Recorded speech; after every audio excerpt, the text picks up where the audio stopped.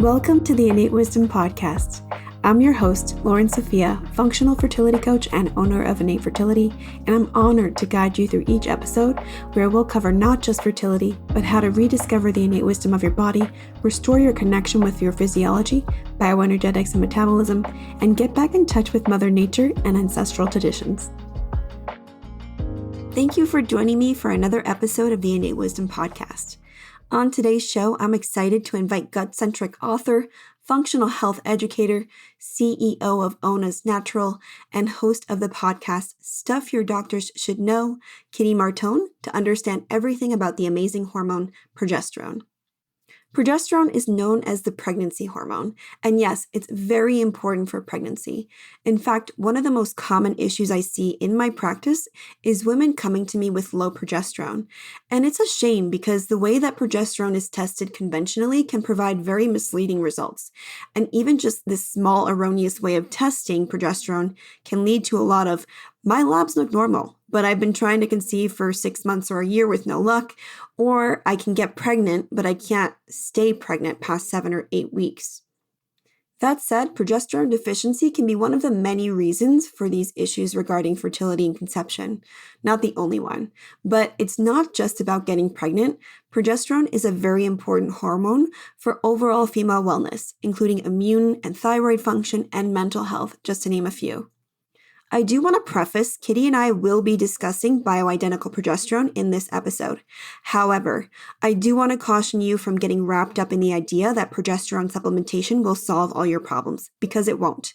As a practitioner who has worked with hundreds and hundreds of women, like any supplement, progesterone won't be a good fit for everyone, and it's a hormone. There is a lot of foundational work and specific steps I help my clients take to prepare for this if it's something that they want to take or that we've identified as an opportunity. And that's because progesterone can be converted into estrogen as well as cortisol, just to name a few reasons. I wanted to share this disclaimer because even on social media, I get so many women reaching out to me all the time with various issues because they've misused bioidentical progesterone and are now dealing with XYZ issues. Now that that's out of the way, continue listening to learn what progesterone is, why it's important, how you can make it, how to tell if you have enough or too little, and so much more. Enjoy the show. Welcome to the Innate Wisdom Podcast, Kitty. I'm so excited to have you here. Hey, I'm so excited to be here. Thanks for having me. It's an honor and a pleasure. So I would love to kick things off by asking what your story is and, to help the audience understand a little bit about how you got to doing the work you do today. Great. Yes. Well, the short story is that I, like so many other practitioners and people that are in this wellness field, battled with my own health issues since I was born. And it was a real struggle. I dealt with ear, nose, and throat stuff. I was a preemie. I had meningitis. I had pneumonia, all these things right out the gate. And then, of course, once I hit puberty, it was compounded by extreme hormone imbalance. And of course, all the medications I had been on, and really sort of snowballed into autoimmune issues and viral concerns, viral load, I like to call it. And then it just began to debilitate my life. And I lived in New Mexico and I traveled a lot.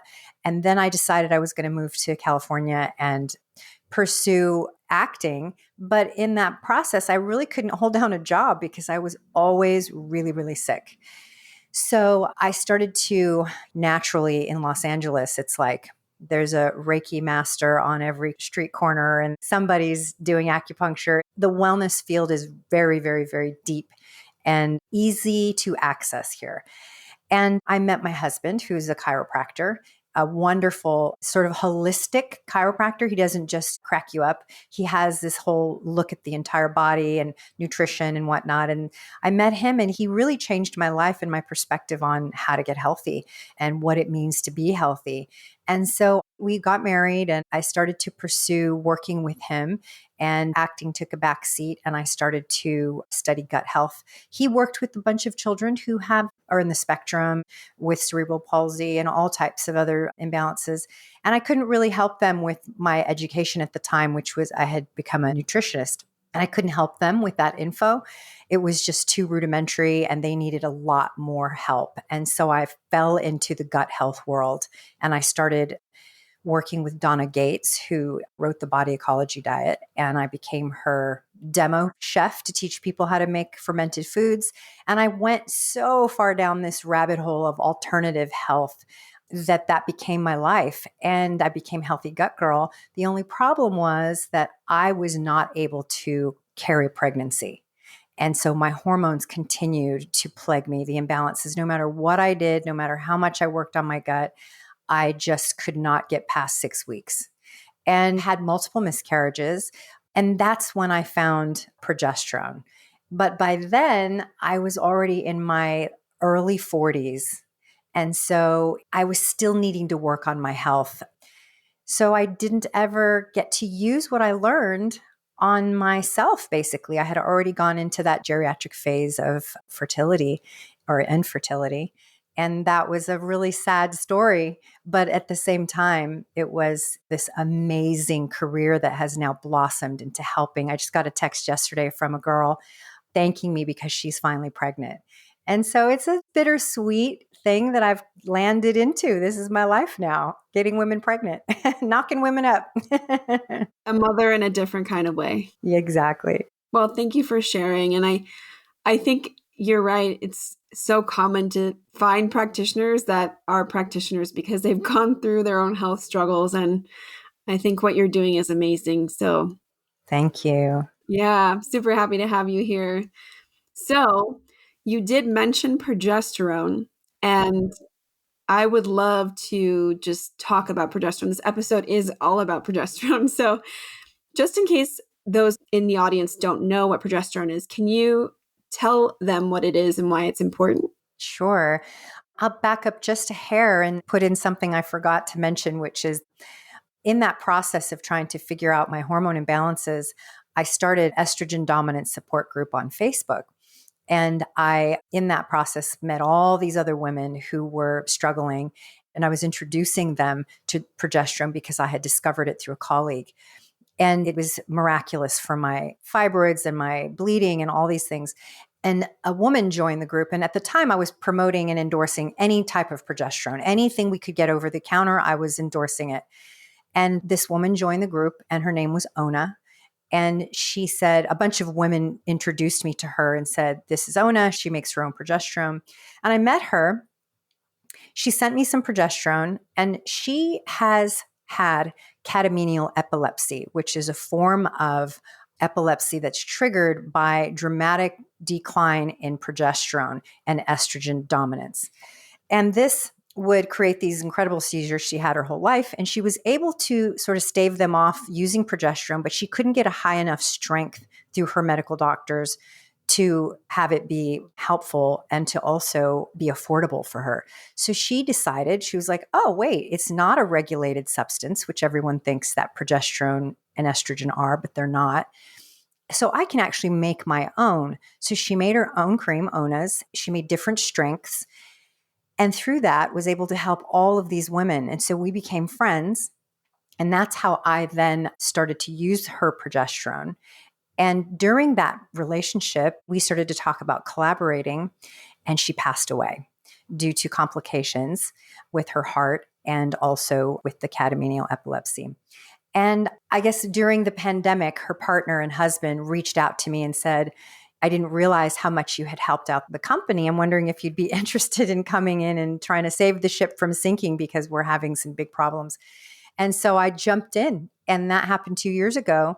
So yes, so now I've coupled and I've married all that life experience with now all this research and product development. And so I definitely know a lot about progesterone now, thanks to that. And thanks to Ona, who was a blessing for me.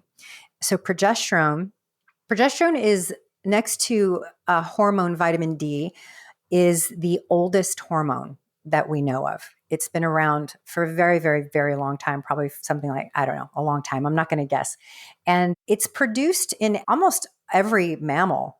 And we make it mostly in our ovaries and men in their testes, but we also have it in our glial cells in our brain. We have it throughout the body in many places. And it helps regulate blood sugar. It helps developing intelligence, building bone, building brain activity. And there's so many functions that it has. But the most important function that progesterone has, because it's not just a sex hormone and it's not just a pregnancy hormone, it helps to regulate estrogen. They're bed buddies, they're bedfellows. Estrogen is mitogenic. That means it has an action of mitosis. It causes cells to divide and grow like a fetus, like bone, like fibroids, like masses, like tumors. And the progesterone opposes it at all time. You can say that it regulates its action. It keeps it from doing these things roguely or randomly or dangerously. So I like to call estrogen the lion and progesterone the lion tamer. So that's what progesterone is and how important it is in the body.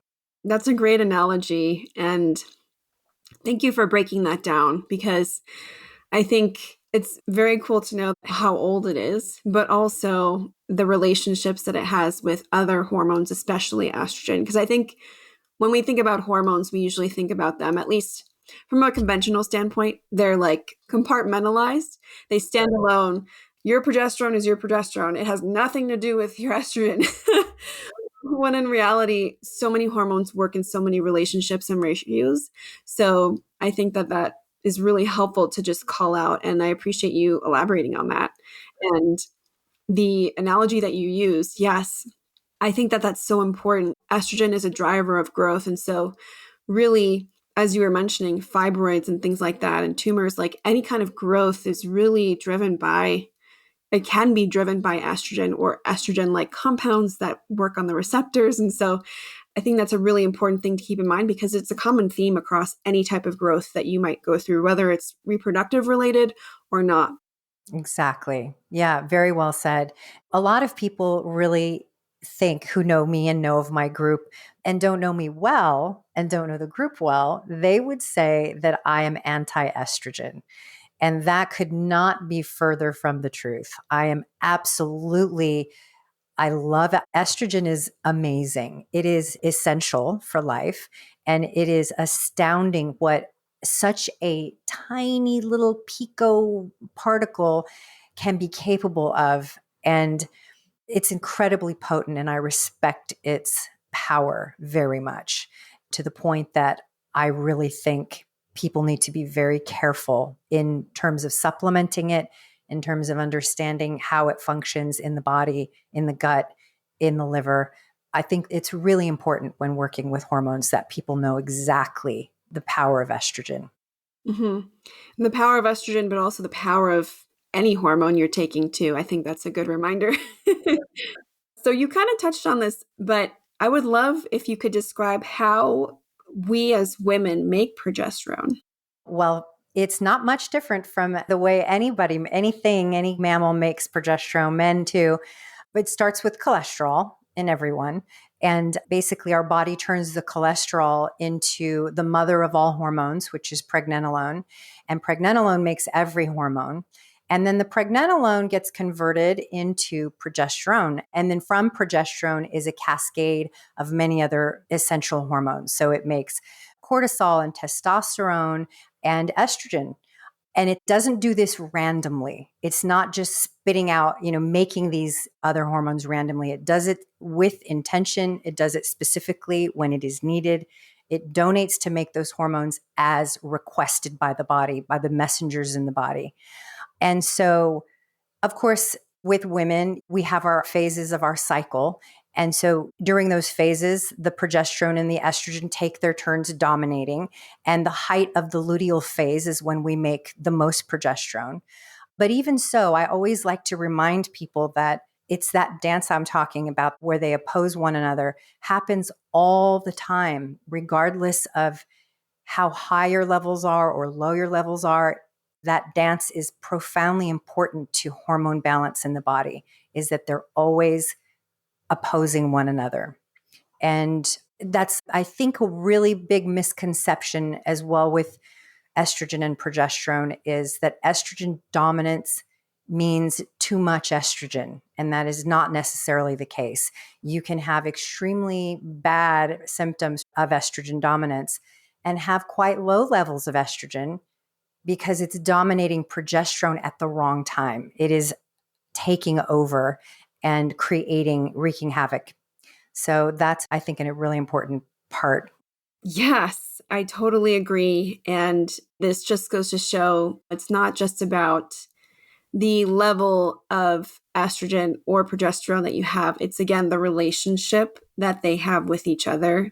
It's so much more powerful and important to pay attention to, because that's why you can't really spot treat these things either necessarily. You have to understand the relationship between the two, because if you were only looking at your estrogen levels and you were low, but you were also relatively low in progesterone and your estrogen was much higher than it, and you go to supplement estrogen because you see a deficiency, but you're not paying attention to the progesterone, you're going to cause a lot more problems for yourself. Yes, yes. And this can't be more clear than what's happening with menopausal and perimenopausal women right now, where they're looking at their blood levels and saying, oh, well, you certainly have no estrogen. Let's give you estrogen. And since you're already in menopause, we don't need to worry about protecting your uterus anymore. So let's not even give you progesterone. And so they're just giving them progesterone anyway. So that, very well said. I mean, it's one of the biggest problems right now, I think, with perimenopause and menopausal women's hormonal health. Yeah, it's definitely something I see as well in my practice. So I guess this is a great segue, because how can you tell if you don't have enough progesterone? And this could be a complete deficiency, or it could go back to that relationship with estrogen and progesterone where you might have enough progesterone, but not enough in a relation to estrogen. Yes, this is a multifaceted question and answer, but it's important because blood labs don't tell the whole story, right? You need to know what this individual person is doing with their hormones. And are they favoring healthy pathways in the body, or are they favoring potentially dangerous inflammatory pathways in the body?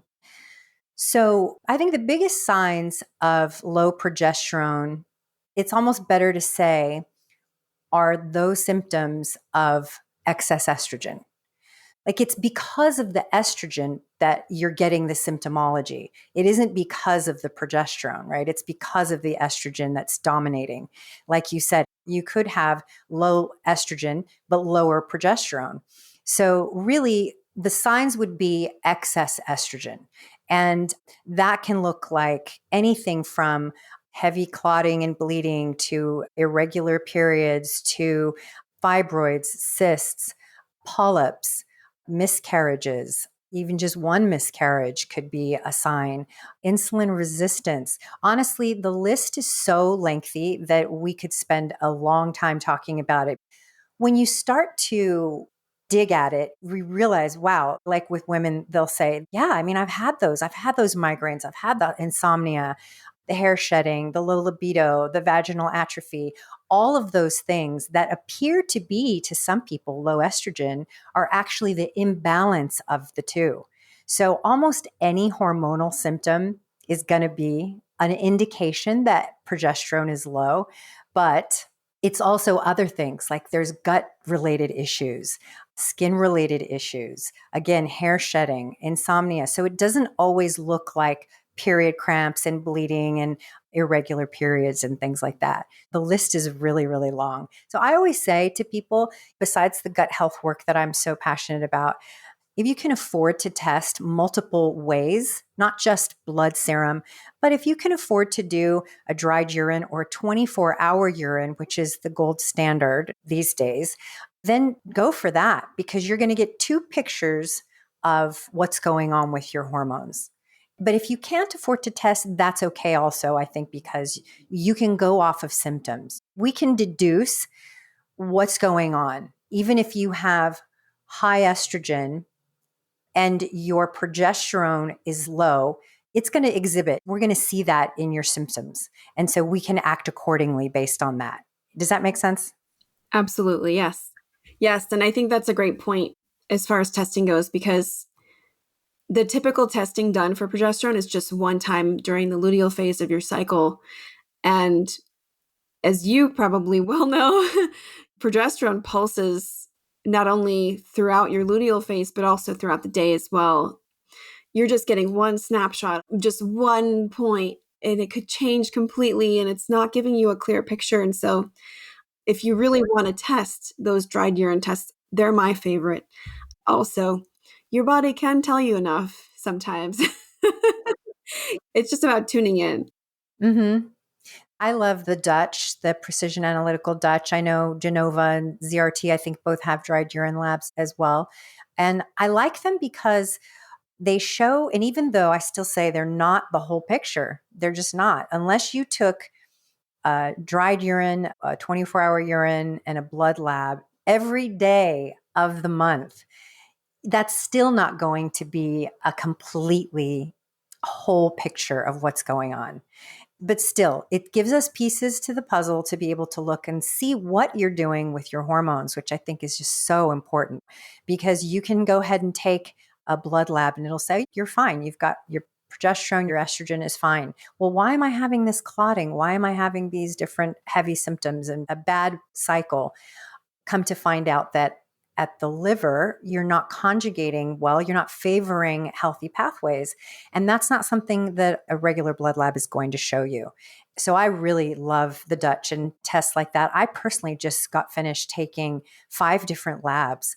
I'm off of hormones. I took all these labs because I'm trying to show, with the help of a few other people like Georgi Dinkoff, the independent researcher Georgi Dinkoff, he says menopause is not a state of low estrogen. And that just makes every single medical doctor's head pop, right? Because that's not what they think.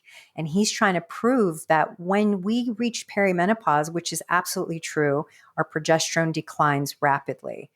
And our estrogen, instead of staying in circulation because it's not being opposed any longer, progesterone's not guiding it along and regulating it like we mentioned. What does it do? Its job is to go into tissue and divide and grow. So why would it stay in circulation? And it's just going to disappear all of a sudden because you're in menopause? It's just going to go bye-bye. No, it's going to most likely, your rational brain tells us it's going to move into, because it's no longer being tamed by the lion tamer, and it's going to go into tissues.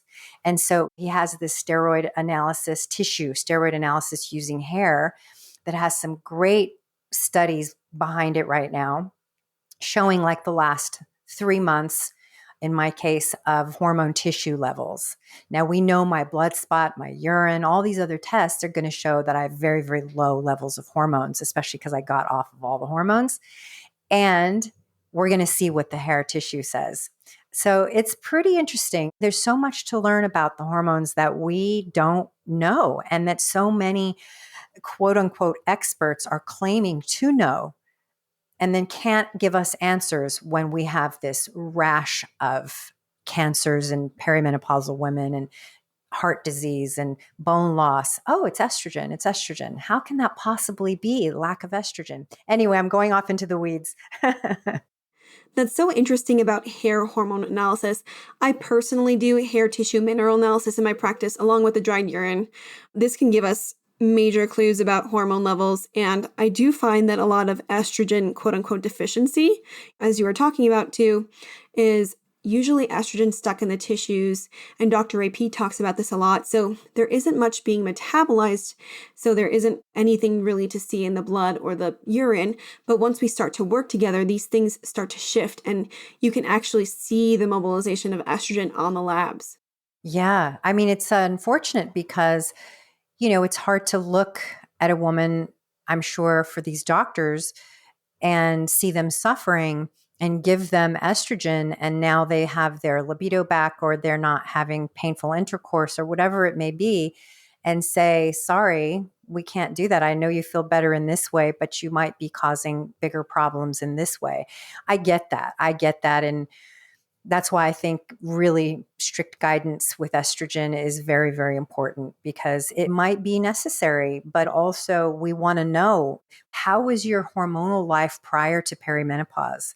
If you had no issues, I think it's safe to say that if you were pushing your estrogen down unhealthy pathways and you were converting, let's say, your progesterone into cortisol because of your inflammation levels or obesity or whatever, it's pretty safe to say that once you take the estrogen, it's going to do similar things that you did with the estrogen prior. Why would that change? It wouldn't.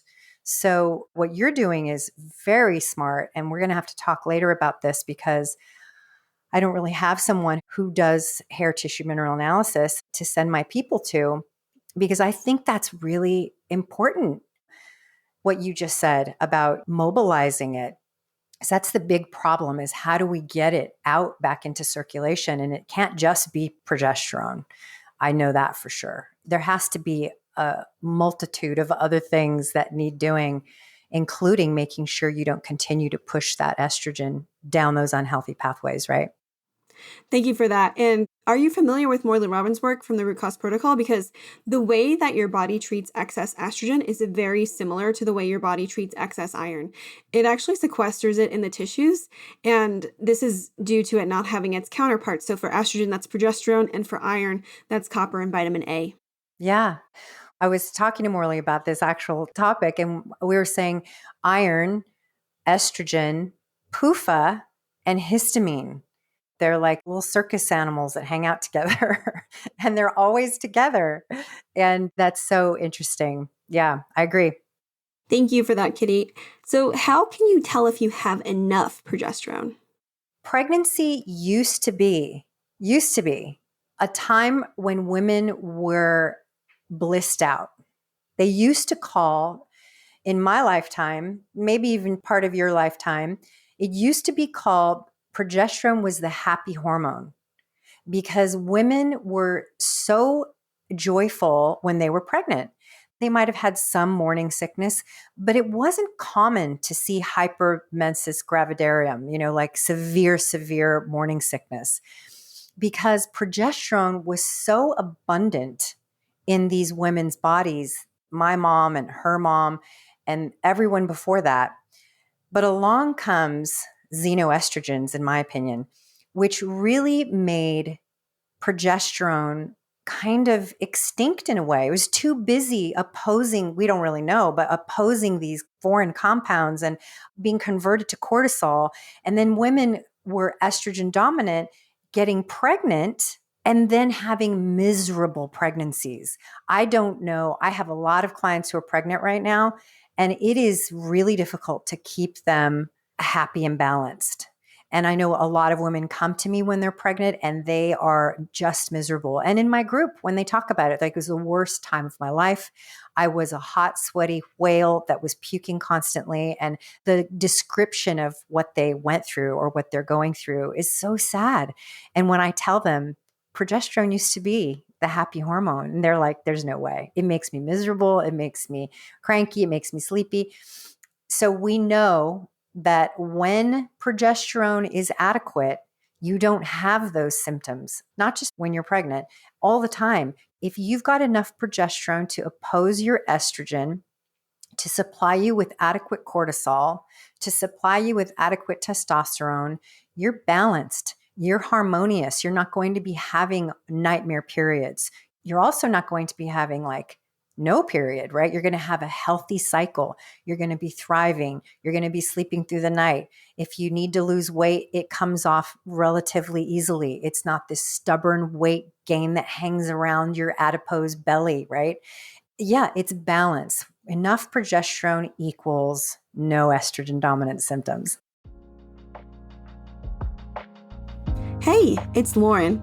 Do you want to learn how to increase your progesterone naturally? Learn my proven MCU method, the exact steps, nutrients, foods, supplements, lifestyle habits, and more that has helped hundreds of women maximize their progesterone levels naturally. I teach you this in Conscious Conception, my pregnancy prep e-course, which has a lesson completely dedicated to helping you boost your progesterone. And if you're dealing with things like anovulation, short luteal phases, or luteal phase defects, you will learn the exact steps for addressing this too. Not to mention, I teach you how to figure out if you're a good candidate for bioidentical progesterone supplementation and exactly how to supplement it safely. And I provide you with access to self-order the right progesterone lab tests and guidance on how to interpret them. Visit innatefertility.org/get-pregnant to learn more. And if you're loving the episode, please make sure to leave a review. Now back to the show. Yeah, I've actually even witnessed an uptick in antepartum depression. And I don't know if it's just the field that I'm in by default. I get these questions, but I get a lot of women reaching out to me on social media that I haven't worked with before, but they're just so lost and desperate for answers. And just to clarify, antepartum depression is not postpartum depression, but depression during pregnancy. And I think there's something there too. Yeah, I think so. Absolutely. I mean, for me, it's not even a question because, I have my head buried in this work every day. Well, for the hormone stuff, at least 8 years now, maybe 9 years. And it's so clear to me. So when I speak to doctors, medical doctors, gynecologists who have a medical degree, they've been doing this their whole life. And I'm like, yeah, but the tissues, the estrogen in the tissues. And they just look at me like, who cares about the estrogen in the tissues? What about the misery of this woman? But when I look at it, I'm like, but yes, because as a collective, as a whole, all of us women, I don't want to go down the same route that my mother has gone down and my sister have gone down. I don't want to go down those roads that my aunts have gone down. And I know that there are many things missing. And I think it's this misunderstanding about the power of estrogen. And yeah, I mean, there's quite a few studies showing that. In fact, Dr. Dalton, Katarina Dalton, who's the mother of progesterone, they call her, Once a Month, I think was her first book. And in that book, they're doing studies in the 70s and 50s on women who were suicidal, finding that something like 50, 60% of women who attempted or committed suicide were all in their luteal phase, where progesterone was not dominating when it should have been, and estrogen was taking over. Women who were incarcerated for theft and battery and things like that, same thing. So it's so easy for me to then look at all of this and see a woman who's pregnant, who's struggling with all of these different things, from hemorrhoids to yeast infections to dental problems to insomnia to heartburn, and just go, estrogen. It's the estrogen. So it's the xenoestrogens.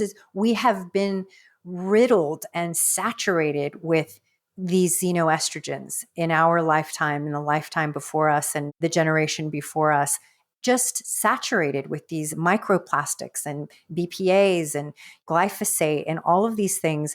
So to me, I feel like progesterone is desperately trying to do its job, and it can't because it's in such demand to oppose all of these foreign things.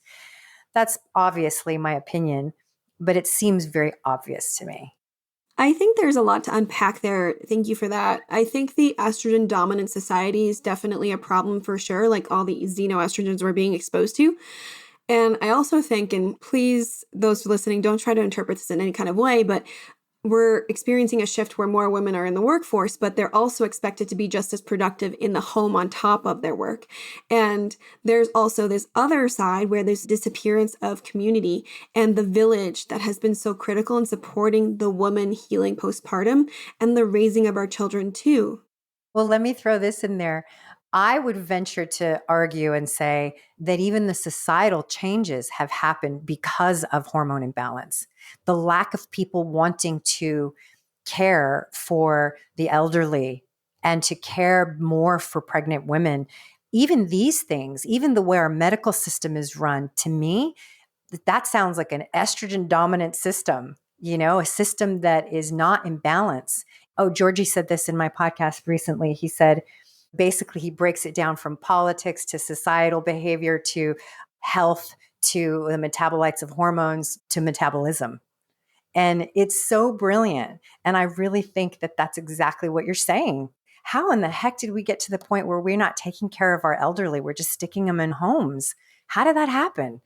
And hey, sometimes that has to be, there's no judgment there, but there is like, wait a minute, what broke down there that these homes are even the way that they are, unless you've got lots of money to be able to support that. So I think it's all part of the same problem. Yes, it can really be an environment that doesn't lend itself well to optimal progesterone production, but the good news is that there are so many things you can do to naturally increase your progesterone levels too. And I just want to mention that in case anyone is spiraling right now. That brings us back to Morley Robbins and our magnesium burn rate. Our stress levels, our stressors, our low-grade infections, our PTSD, our trauma, our exposure to chemicals, and all these things are burning our magnesium. And that's like the most important mineral to make progesterone. And malabsorption at the gut. How are we even supposed to absorb our magnesium if we have leaky gut from all the cortisol that cycles off into our gut? It's just a vicious cycle that can be overwhelming. And I always end up hearing myself like Debbie Downer, like people, your listeners are going to be like, whoa, lady, this is scary talk. But there's something you can do. You can do something about it. You can start and take steps to start to correct things, and quickly too. So can we talk about bioidentical progesterone? What is that exactly for the audience? So bioidentical progesterone is a molecule that is made from, there's a few sources, wild yam, yucca, certain types of cactuses, soy, that carry this plant sterol called diosgenin. I think I say that right, but I always say it wrong, so I'm not sure. Diosgenin is a plant sterol. From that plant sterol, they can take it into a lab and they can synthesize out progesterone and make it micronize like into a powder form. And from that, we know from Dr. Ray Peat's work, the best way to make then a supplemental bioidentical progesterone is to then dissolve that powder into a vitamin E source, usually soy or sunflower or annatto, and then dissolve that and then add that to a carrier cream or use that by itself. The reason it's called bioidentical progesterone is because it is identical to the progesterone that our own bodies make, as opposed to progestins, which I think we'll probably talk about, are not identical to the one our bodies make. And we can go down that road later if you want. And so this bioidentical progesterone then from usually wild yam, which is not to be mistaken for wild yam extract. There are a lot of creams out there that are made from wild yam extract, which is a great type of adaptogenic extract that can be put into a cream or oil. And it can help women with mild hormone imbalance. Our bodies can't convert that wild yam extract. It can't remove the diosgenin, the plant sterol, and it can't convert it to progesterone. Our bodies cannot do that conversion. So unless it says progesterone on the actual ingredient label, most likely it's not progesterone. Can be helpful, but it might also not touch your estrogen dominant symptoms. So the wild yam extract, let's say with ONAs, we use wild yam and then we dissolve it into a carrier oil. Right now it is soy. And people have concerns about that. Well, if you're allergic to it, absolutely you should not use that. There are plenty of other creams and products that use sunflower, and you can check that out. I would like to make one that's made with annatto, which is a type of seed. So ONAS takes dissolved progesterone and then adds it to a cream. So ONAS has the Luna oil, which is just the pure oil concentrate. And then we also have 3 different creams. So the 3%, the 10%, and 20%. The strength is not the same as dosing. So when you hear someone say 5% strength, that means that 1 drop or 1 pump of 5% cream, no matter what brand it is, 5% of that pump or that drop is going to be progesterone. The rest of it is going to be the carrier cream and oil. So that means that when you have 1 pump of, say, 20%, 20% of that is going to be progesterone. So people say, well, why don't we just use the 20%? And the reason is because progesterone, infamously, is very difficult to absorb. It just is. That's just the nature of progesterone. Unfortunately, estrogen is not the same. Estrogen is the complete opposite, of course. But progesterone is extremely difficult to absorb.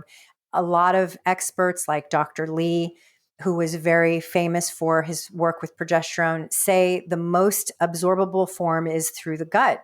But that's not necessarily true these days, because why? Because of leaky gut, because of how pervasive gut issues and malabsorption. And now this issue with PUFA, right? PUFA in the intestinal lining, and how women are getting nauseous, or people are getting nauseous from the consumption of vitamin E. Something's going on with our guts that's not allowing that absorption to take place. And I don't know, I think it has something to do with a lot of polyunsaturated fat in the gut. And anyway, another subject. So that's what bioidentical progesterone is. And it's not a controlled substance. It is over the counter. You cannot patent it. In fact, the only type of patent that was able to be filed on progesterone was done by Dr. Ray Peat. And what he did is he let the patent lapse and he kept it under his name. And now he's passed and it'll never be able to be changed, which is making multiple percentages of progesterone available to anyone who wants to make it in any form at any strength. So that's pretty awesome. The FDA could change their mind about this and we'll see. But for now, anybody can make progesterone. It's hard to get the micronized powder and et cetera, but it's really accessible to us. And back to the absorption, 20% can be a little harder to absorb than a lower strength cream for some reason. We don't really know why, but if you get a compounded cream from your doctor in those little tubes, the clickers, those are almost always in 2% or 3%. And they stay at the lower strengths because they seem to be easier to absorb. So that's the issue with strength. So that's also kind of the difficulty with progesterone is like, well, what do I use? How do I know which strength to use? I always say err on the side of the lower strengths at first. And once you realize, oh, hey, I do really well with this, I don't want to be using so much cream all the time, I'm going to go for the 10% or the 20% and see if I can't absorb that just as well. And a lot of women do. A lot of women love the 20% because they're just like one little pump and they're done for the day. So it's so individual. And that's probably the most difficult thing about my job is trying to help women figure out what's best for them. Awesome. And can you explain for the audience, how is bioidentical progesterone different from the progesterone that you get from, let's say, a hormonal birth control pill? And I think some people might be surprised to understand that there is actually a difference. I'm going to, for once in my life, try and approach this from a non-conspiratorial position, because I always feel like the pharma industry intended on the things that have happened. So I'm going to not take that position and see how it goes. Okay. So you'll be my first person I speak to. I'm just trying to be a conscientious observer, repeating the things I've learned. So for some reason, many years ago, I think it was probably in the 40s, pharma decided that they were going to try to mimic progesterone in order to find a pill or something that would do the work of progesterone in the body. And it worked. They used the diosgenin that we talked about, and from it, they made estrogen and testosterone as well. And it was a really cool discovery. But then when they started to manipulate the molecules, because they couldn't take a plant-based something and then turn around and sell it as a drug, they had to make a drug. So they tried to make an identical version clone of the natural plant sterol, and they tried to make an identical version as a drug. And that was the progestin or progestogens. But they, at the time, didn't know that it had all these adverse effects. What it does do that is the same as progesterone is it seems to protect the uterus as progesterone does, but at the cost of an increase of risk of spontaneous abortion, congenital abnormalities if taken by pregnant women, fluid retention, epilepsy, migraine, asthma, cardiac and renal dysfunction, depression, breast tenderness, nausea, insomnia, cancer, and a drop in progesterone levels. Now, that's not my list. That actually comes from what they listed as side effects to progestogens. So they found this out in a very difficult way by, of course, women getting these things. Then they started making estrogen from horse urine from a pregnant mare called Premarin. And so now we have these two non-identical hormones that women are ingesting and wreaking havoc in many ways. But hey, they're not getting pregnant. They have their choice and decision to not get pregnant, but at what cost ultimately? So progestins are not identical to progesterone. They're not identical to what our body makes, and they have all these adverse effects. So the birth control pill does not trick your body into thinking it's pregnant. What it does is it causes medicated menopause. It disrupts the communication between your pituitary and your ovaries. And literally, it makes you sterile. So there's so many things wrong with that, including, as it said, it drops your own progesterone levels. But until they really understood that, they still called it progesterone in the studies and the papers. So when you go back and you look at the literature from those times, all the studies, and there weren't many, sadly, all of them, the ones that were there, were not discerning. They were not saying progesterone and progestin. They were just calling it all progesterone. And this continued to happen. In fact, Katarina Dalton, in her books, she says there were countless times where these doctors who were the head of these different studies were saying, guys, listen, doctors, they were sending out papers and memos to people saying, please stop confusing progestin and progesterone. This is a problem because they're very much not the same. And the perfect way to determine that and to tell that and to prove that right here, right now, is would you ever give a pregnant woman the birth control pill? No, because she could miscarry or she'll have abnormalities in the baby. Done. End of story. End of subject. There is nothing similar about these two, but it continues. And to this day, I'm sure you get it all the time. In my group daily, women will say, I'm on progesterone. Should I raise my dose? What kind of progesterone are you on? I have the Mirena coil. I'm on this particular pill, and they'll name a brand of pill. And we have to go through it again. Guys, that's not progesterone. Before was the most difficult part of my job. This is probably the most aggressive. I have to be aggressive with this. I want to be aggressive about getting the word out with the difference and with doctors. Doctors, stop calling the pill progesterone. Stop it. It's incorrect. And it's actually borderline criminal. It would be like calling a Xanax a vitamin. No. So it needs to stop. And I think it is. I think it's changing. Yes, totally. And I think it's Dr. Jolene Brighton who has pointed out that progestins are not only not the same thing as progesterone, but the molecule is actually more similar to testosterone.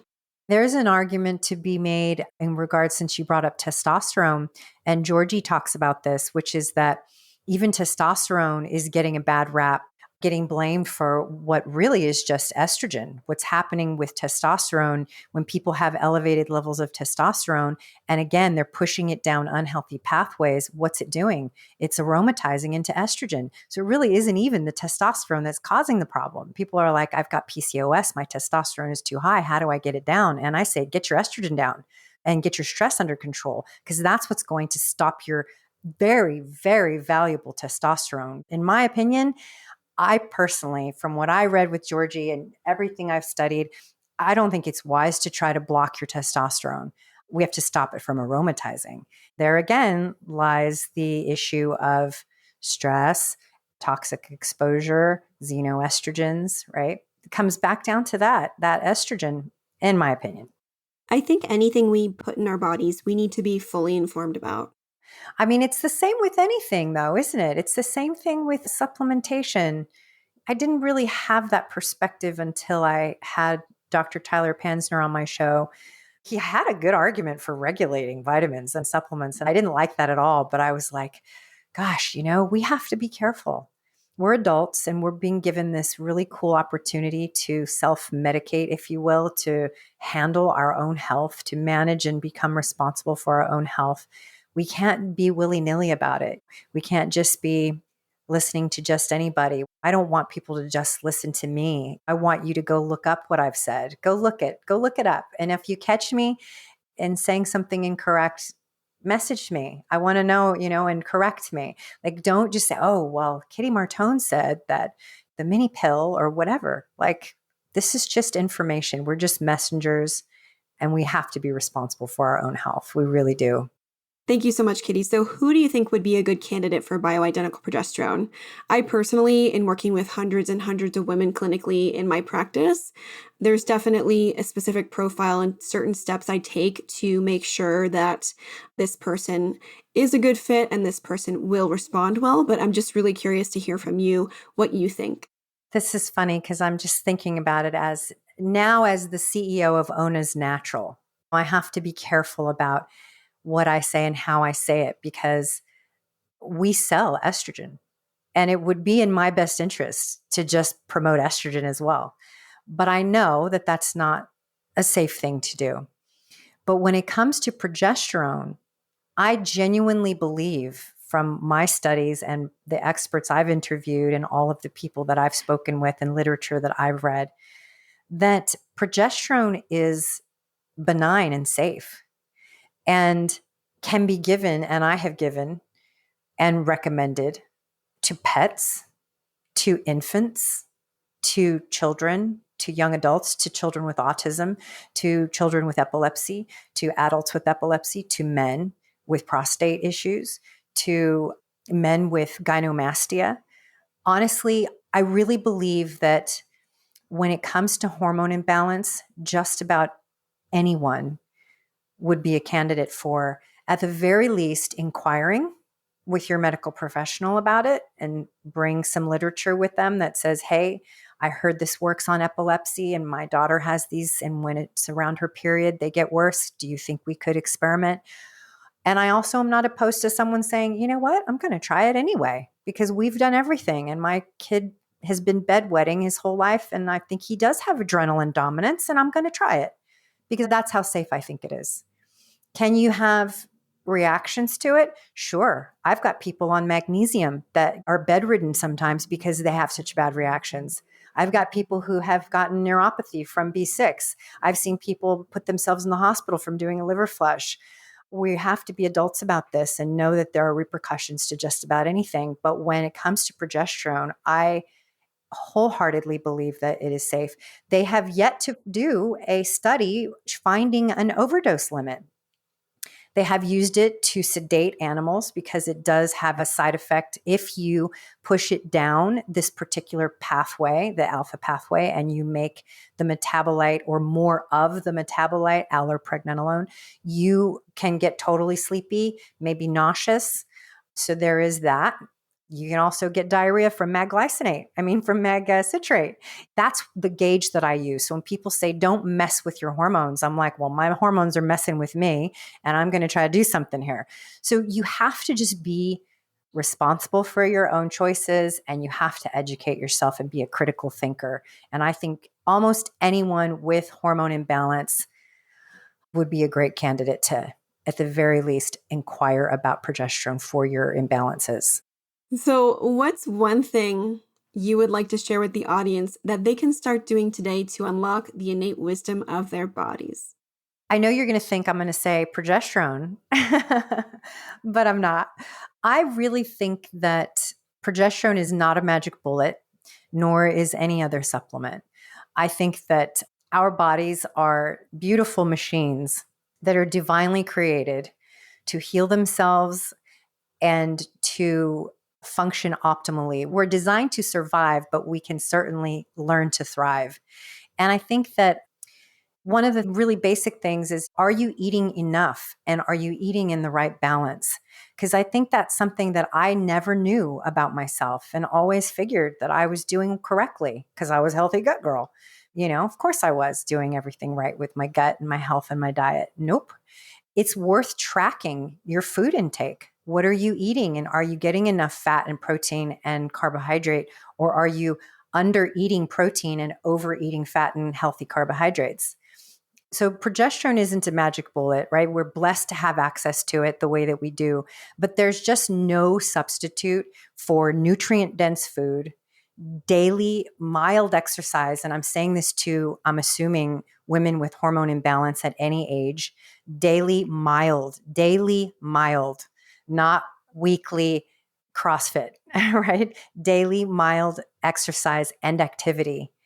And I think prayer and peaceful quiet. We have to find peaceful quiet. We don't have that anymore. As fun as it is to get on TikTok and scroll away and it feels like you're checking out, that's not peaceful quiet, right? And I'm guilty. So we can't heal our bodies without those basic things that we were designed to do, which is acquire nutrient dense food, rest, keep calm, manage our stress levels, those things. And then we can talk about progesterone and testosterone and all the thousands of dollars of supplements in your cupboard. But let's do those basics first before the cleanses and the flushes. And, are you eating enough? And what is it that you're eating? And are you eliminating the waste from that? How's your gut health? Those things I think are profoundly important. You can spend a whole year just on that stuff and get very, very, very far before you even have to touch hormones and supplements, in my opinion. I think that's a really important point because a lot of the people listening might be thinking, oh my goodness, I need to go out and buy some progesterone immediately and start taking that, and that will solve all my problems. And I think that if you think about this in the conventional way that we've been conditioned and trained to think about supplements and medications, that is probably your first thought. But I encourage you to kind of undo that conditioning because I think that it's really important to have the foundations. And without the foundations, no supplement is going to help you in the way that you want it to. That's why it's a supplement. And I think that's just a really important point to hit home on. Yes, exactly. I love that because people think like the magic bullet concept, well, I'm taking magnesium, I'm taking the B vitamins. Why aren't I A, B, C, D, E? Possibly because you haven't covered those foundational basics. Super important. And those basics, what used to take a wheelbarrow of supplements to bring balance or to even get a little bit of balance, with those basics in place, a thimble of supplements, a squirt of 3% cream and not 800 milligrams of slathering it on. And, all of a sudden, everything you're doing becomes more effective because you've got your machine working optimally or as best as it can. Thank you so much, Kitty. So how can people find you? Probably the Estrogen Dominance Support Group in Facebook. It's a private group, so answer all the questions and you will magically be let in. And introduce yourself to me. Let me know that you heard me on Innate Wisdom podcast. And then also Healthy Gut Girl _ on Instagram. And I have a Healthy Gut Girl TikTok. And I'm starting a Healthy Gut Girls Mighty Network. And that can be looked up online. It's just getting started. And Stuff Your Doctor Should Know is my podcast. And that's on all podcast platforms. Yes. And we can't forget Ona's, right, Kitty? Ona's, us.onasnatural.com. We have a really cool loyalty program going right now. I don't just want to sell products. I want to create the community, the awareness so that people have the guidance they need. And I'm giving you that link to the progesterone handbook, the progesterone supplementation handbook for your listeners. I don't want you to be lost. I want people to be able to jump into Ona's and have resources there. If you don't have Facebook and you can't join the group, I want there to be access for you to feel like you're in this community of mostly women who are supporting each other with their experiences and their knowledge and all of the data and literature and resources and things that I'm learning. So yeah, Ona's for sure. Kitty, thank you so much for our conversation today. And really, thank you for the work that you do. It was such a pleasure. Oh, I do too. And thank you for the work you do as well. I really appreciate you. Thank you so much for listening to the Innate Wisdom podcast. If you enjoyed today's episode, please leave us a review and share the podcast with someone who you think might benefit. If you're new here, we can't recommend enough that you take advantage of my free resources, like the Get Pregnant Yesterday checklist, Psycholiteracy Guide, Prenatal Primer, and Sperm Booster Manual. And if you're trying to conceive now or in the near future, I invite you to join my pregnancy prep e-course, Conscious Inception. Make sure to follow me on Instagram too, at innate_fertility, and consider joining my newsletter to receive exclusive content related to fertility and so much more. A friendly reminder, the content shared on this podcast is for informational purposes only and should not be a substitute for the advice provided by your doctor or other healthcare professional. It is not intended to be, nor does it constitute healthcare or medical advice.